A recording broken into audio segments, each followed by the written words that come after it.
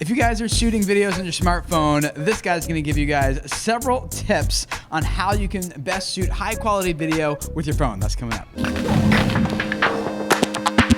Hey guys, my name is Tim Schmoyer and this is Justin Brown from youtube.com/Primal Video. Tell us real quick what your channel's all about. Hey, we help entrepreneurs and small businesses create better quality videos faster. Cool. So like production tips and tricks and things like that? Removing barriers to video production to get everyone creating videos. Cool. So I'll put a link to it in the description below. You guys can go check it out. If you're shooting with a smartphone, which is how a lot of people get started, you know, just with the tool that they have, the camera they have, often still on their phone. What are some tips that they should consider in order to get the best quality out of that phone? So the first one is a really obvious one that a lot of people don't do, is to wipe your camera lens immediately after you get it out of the pocket. It sounds so obvious when you hear it, right? But how many people do you know? How many times have you seen those videos where it's got like that lint right there? Yeah, it could be anything. Like our phones are up against our face, so it could be makeup, dirt, grime. I don't know. I've got 2 young kids and they've always got sticky hands or dirt or whatever. If they touch your phone, then build that habit and wipe your camera lens before you film. And it's amazing what even that will do. Yeah, cool. All right, then what? Then what I would recommend an aftermarket or a third-party microphone so that you're getting good audio. If anything, audio is more important than the video. Yeah. If your audio is good and your video is bad, you can replace the video with stock footage or anything really, PowerPoint presentation. But if your audio is bad, you really got to reshoot. So get your audio sorted. Do you have like a microphone or two that you would recommend? They're like, this is like a really good like starter microphone. I like the Rode Video Micro. It's one that you will need to mount on a little tripod with your smartphone. So it's not an easy sort of clip-on solution, but or the other one is a wired lapel like a Boya BY-M1. So really great options. So we'll put links to those in the description below if you guys want to check them out. Okay, so we wiped off our lens, we got good audio, then what? Kick it into manual mode. So use manual autofocus and manual exposure. So on your iPhone or even most Android devices, before you press record, just press and hold on your camera screen. And that will lock the exposure and lock the focus point so that you're in control instead of your camera automatically adjusting as things change. Yeah.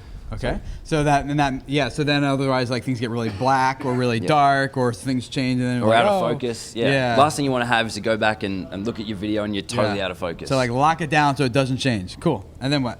Then what? You got to pick between using the front-facing camera and the rear-facing camera. Oh yeah. So that's like another obvious one, but the rear-facing camera has always got the highest quality, but you can't see what you're doing. Which would be the one on the back of the phone, the one on the back. right? Yeah. And then the front of the phone, this one. Yeah, which is the one that most people use, and that's fine. And you know, if that's all you've got, then use that. But wherever you can, if you can use the rear-facing camera, and how you can monitor that is using a piece of software called Reflector 2.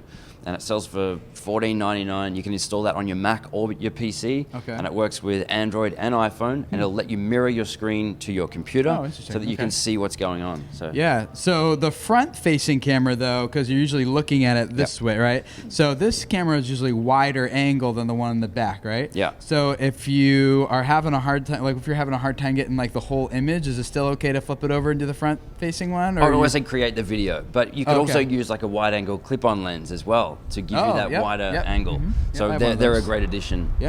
So link to that down in the description below. I actually use that, the wide angle lens, whenever I live stream on my mobile because you can get more people in, and then more importantly for me, I can get the phone closer to my face and then get better audio that way because my voice is closer to the microphone then. So it sounds better and it looks better. Cool. All right, anything else? The last one then would be to use a tripod or a selfie stick or something to get your phone out of your hands. The most unstable place to hold your phone is actually holding it out and holding it out as far as you can. My arm gets tired and it goes. And if you're walking around, I mean, a selfie stick, as much as I hate to say it, is going to give you a much more stable video and a better, smoother video, which is a more professional video. So again, these are all nice, but the goal is to create videos. If you don't have these things, just create the videos. Perfect. Yeah, I want to hear from you guys in the comments below what tips and tricks you've learned for how to get the most out of your camera on your phone and your smartphone for making videos. And the rest of you guys, if this is something that you are learning, you want to use your phone better, number one, read the comments of the people who are leaving down there. You'll learn a lot from them, as I always do.